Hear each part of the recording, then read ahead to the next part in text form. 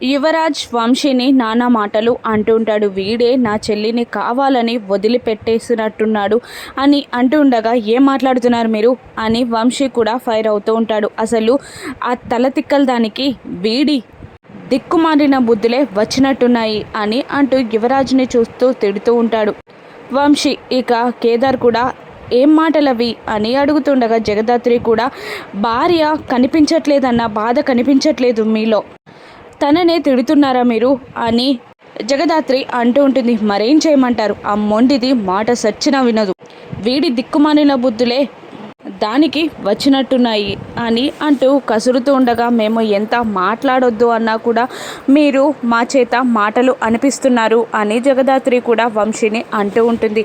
ఈ వెధవతో మనకి మాటలేంటి అని అనేస్తాడు యువరాజ్. ఏంటి నేను వెధవనా, నన్నంత మాట అంటావా అని వంశీ గొడవకి రాబోతూ ఉండగా, ఇక యువరాజ్ వెధవతో సరిపెట్టా, నా చెల్లికి ఏదైనా జరిగితే నిన్ను వదలను అని యువరాజ్ బెదిరిస్తూ ఉంటాడు. ఆపుతారా అని సుధాకర్ గట్టిగా అరుస్తాడు. వంశీ, యువరాజ్ ఇద్దరు ఆపండి, మనం ఉన్న సిచ్యువేషన్ ఏంటి, మీరు మాట్లాడే మాటలేంటి అని కౌశికి అంటూ ఉండగా, సుధాకర్ అసలు మధు ఎక్కడుందో చూడకుండా మీరు గొడవ పడుతున్నారా, మనకి శత్రుత్వం లేదు, మీరు ఇలా గొడవ పడడం ఏంటి, హ్యాపీగా నా దగ్గరికి వచ్చింది నా కూతురు, ఇంకా నా కూతురు నా కళ్ళ ముందే మెదులుతుంది, కానీ మళ్ళీ అలా చూస్తానా లేదా అని భయంగా ఉంది నాకు, నా కూతురేందో ఎక్కడుందో తీసుకురండి అని అంటూ, తను లేకపోతే మాత్రం నేను బ్రతకలేను అని ఏడుస్తూ ఉంటాడు సుధాకర్.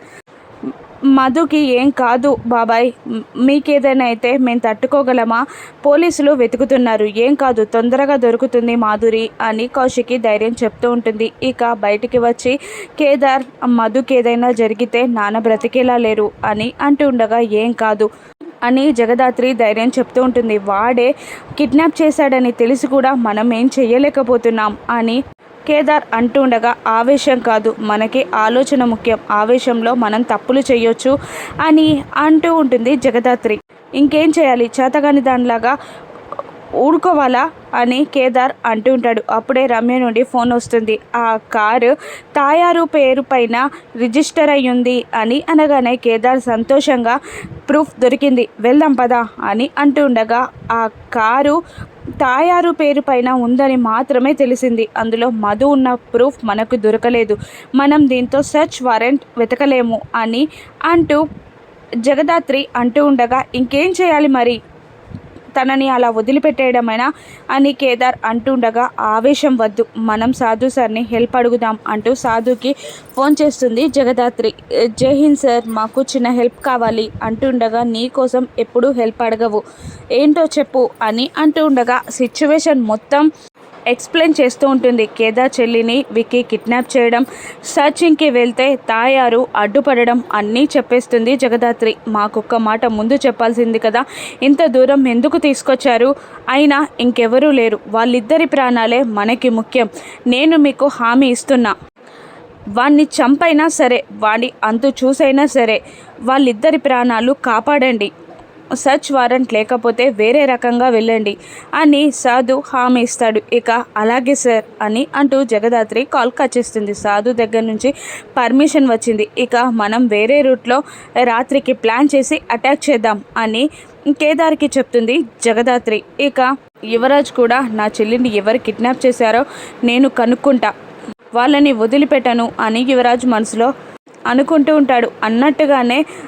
జేడీ టీం మొత్తం 5 బ్లాక్ కలర్ డ్రెస్సెస్తో ఫేస్కి పెయింట్ రాసుకొని యాక్షన్లోకి దిగిపోతారు. ఇక గెస్ట్ హౌస్కి ముందుకు వెళ్ళి, ఈరోజు వాడిని చంపైనా వాళ్ళిద్దరిని కాపాడాలి, మనం 2 టీములుగా విడిపోదాం, మన టీములో ఎవరికి ఏమైనా పర్లేదు కానీ వాళ్ళని బ్రతికించి తీసుకురావాలి, ఏది జరిగినా వెనకాడేది లేదు అని జేడీ చెప్తుండగా, వెయిటింగ్ మేడం అంటాడు కిరణ్, మనం లోపలికి వెళ్ళగానే జామర్స్ ఆన్ అయిపోవాలి అని అంటూ రమ్యకి ఫోన్ చేసి, మేము ఎంటర్ అవ్వగానే జామర్ ఆన్ చేయి అని చెప్పగానే, అలాగే మేడం అంటుంది రమ్య. ఇక వెయిటింగ్ వద్దు, అటాక్ అంటూ జగదాత్రి కిరణ్ బ్యాక్ సైడ్ నుంచి అటాక్ చేస్తూ ఉండగా, మిగతా ఇద్దరు కేడి మరొకరు ఫ్రంట్ సైడ్ నుంచి అటాక్ చేస్తూ ఉంటారు. ఇక రౌడీలు వాళ్ళపై అటాక్ చేస్తూ ఉండగా, కేడి అందరూ కలిసి వాళ్ళని పడుకోబెడుతూ ఉంటారు.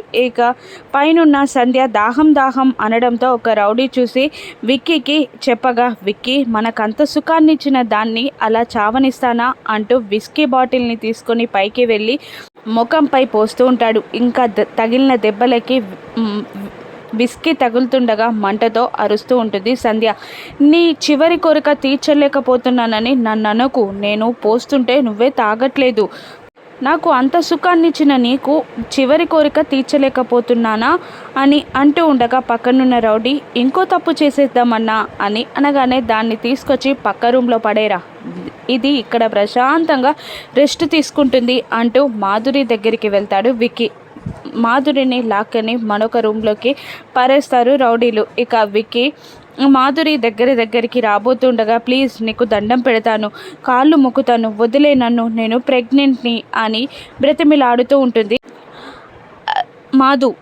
అప్పుడు విక్కీ, నేను వేరే వైబ్లోకి వెళ్ళిపోయాను, ఇప్పుడు నువ్వెంత బ్రతిమిలాడినా నేను వినను, నిన్ను కాపాడడానికి ఇక్కడికి ఎవరు రారు అని విక్కీ ముట్టుకోబోతుండగా చిరాకు పడుతూ ఉంటుంది మాధురి. రౌడీలందరినీ మడత పెట్టేసి లోపలికి ఎంటర్ అవుతారు జేడీ కేడీ టీం.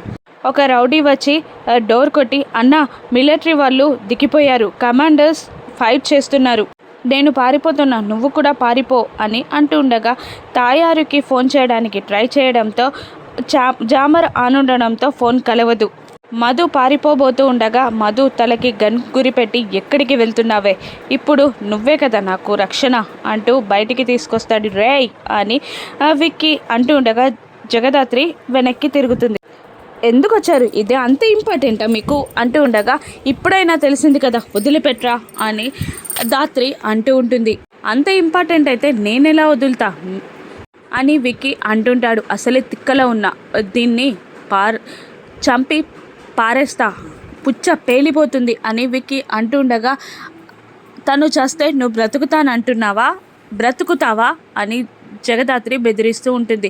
నాతో పాటు అది చస్తుంది అని అంటూ ఉంటాడు విక్కీ. మర్యాదగా వదిలిపెట్టు అని కేదార్ బెదిరిస్తూ ఉంటాడు.